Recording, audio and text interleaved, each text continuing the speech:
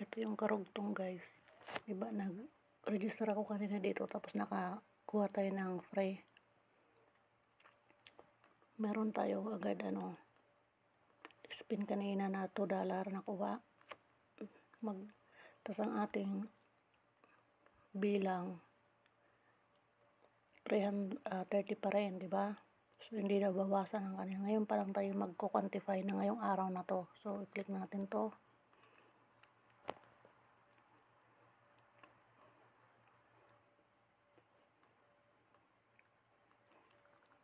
Kain tayo. So, yan, kumita na agad ng 2.0010. Kaya naging $4 na agad ang ating profit. Diba? Nag-recharge ako kanina ng 10. Tapos kumita ng 10 o 2. Tapos nag-quantify tayo ngayon ng panibago ulit, pangalawa. So, yan, $4 na. Tingnan natin ang ating quantify daily kung nabawas na ba. So, hindi pa rin siya. Countdown days. Refresh natin. Ganun pa rin. Countdown days, 30 days pa rin. Ba't kaya ganun?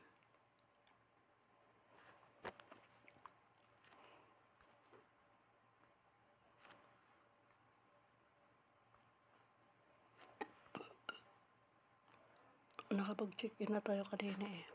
Ayan. Para may malibre tayo na 200 sa loob ng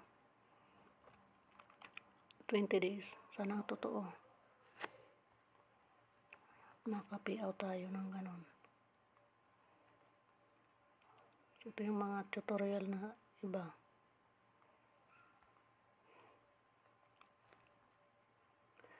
So, invest dito malaki ang halaga. Yung pinakauna.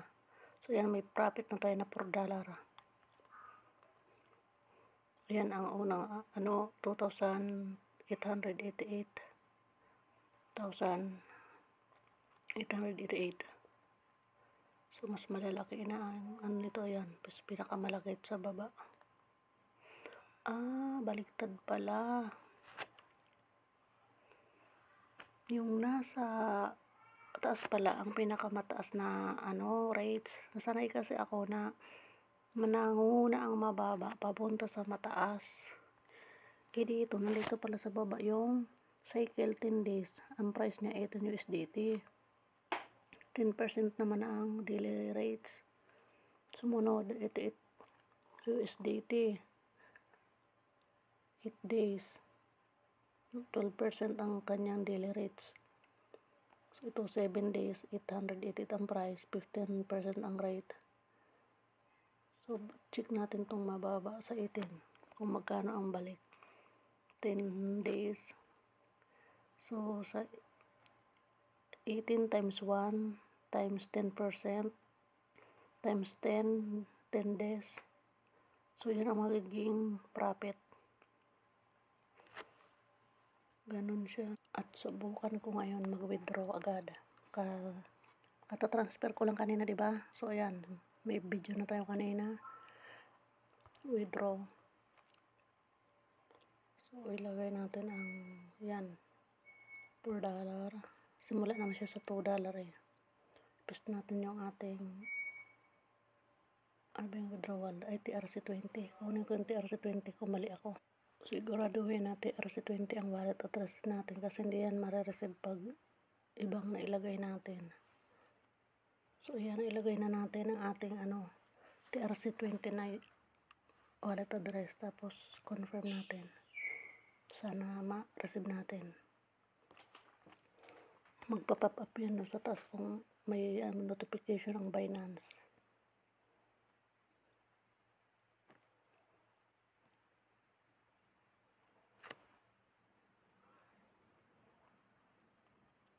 Refresh natin, ayan. Ang profit assets natin ay 0.002,000 na lang.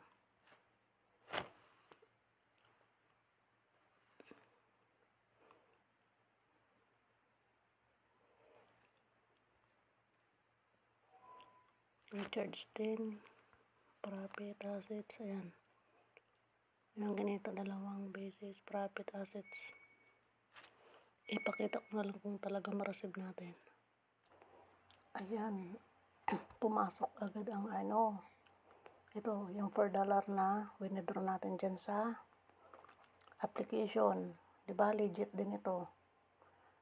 Ko pa lang kanina, kare-recharge at saka kumita tayo ng $4, winidraw na agad. Ito, receive agad. O, sa $10 na dineposit ko, bumalik ng $4. O, diba, may $6 na lang tayo na naiwan. 30 days yan na mag-quantify pa tayo. Ayan, diba, o. Ang kinita natin ngayong araw na to, $4, tapos nag-withdraw ko ng $4 kanina. Ayan, pumasok. Legit, guys. Itong AI Alliance. Nag-recharge lang ako 10 USDT. Ito yung VIP 1 ang kinuha ko.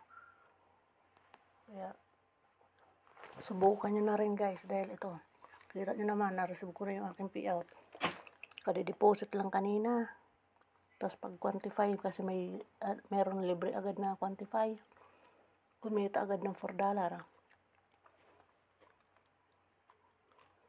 Gusto ko ito i-unlock na mag-iipon ako dito ng balance. Simula bukas. Tapos pag nagkaroon ako ng $30, withdrawing ko. Or pwede naman siguro sa automatic sa balance natin ikakaltas. Para ma-open itong 30.